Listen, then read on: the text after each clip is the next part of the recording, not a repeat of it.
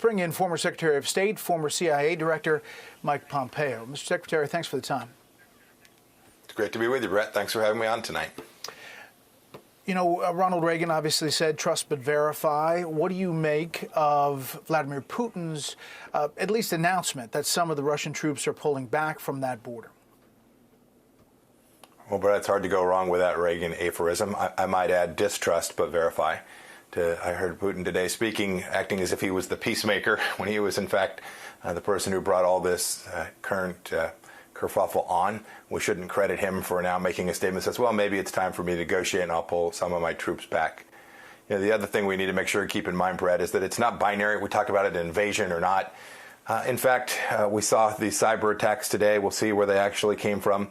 But Vladimir Putin's been at war with the West for an awfully long time, and in Ukraine in particular. Can't forget he took 1/5 of that country just a handful of years ago. So we're always caught up in just the moment. We were working so hard at this, Brett. I met with my counterpart many times, Mr. Narishkin at the SVR, met with Vladimir Putin. Vladimir Putin thanked me and President Trump for saving lives in St. Petersburg.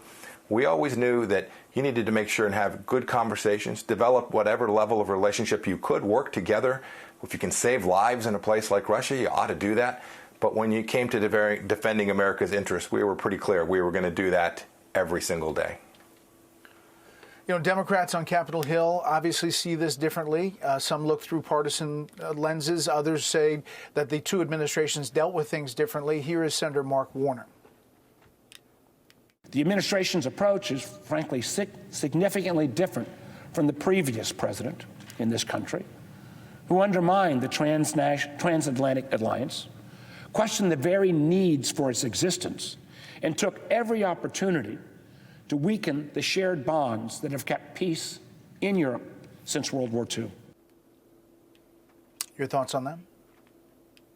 It's unfortunate that you see a partisan, frankly, unfounded comment like that.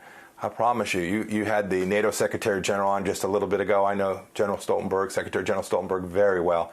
He was thankful for what President Trump did, for what our administration did. We flowed resources to NATO. We made each country stand up and prepare better to defend itself.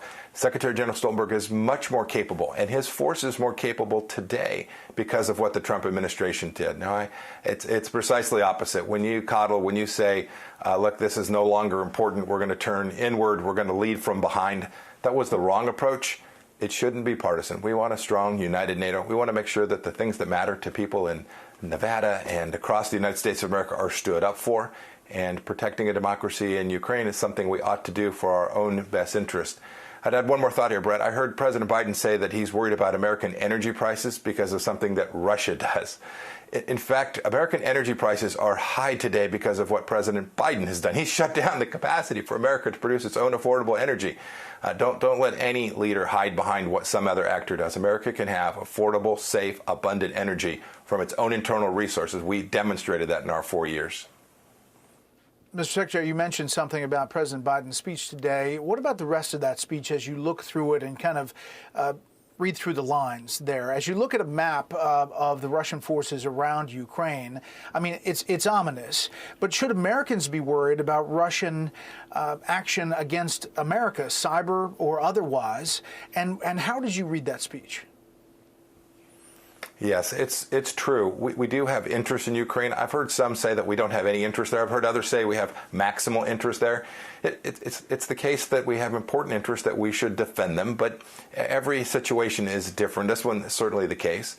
Russia does have the impact that President Biden described. They can affect American lives. A big chunk of wheat flows through the Sea of Azov and the Black Sea. Energy prices for sure. He can constrict and destabilize the market. He can mess around in the Middle East and present real risk to our friend and ally Israel.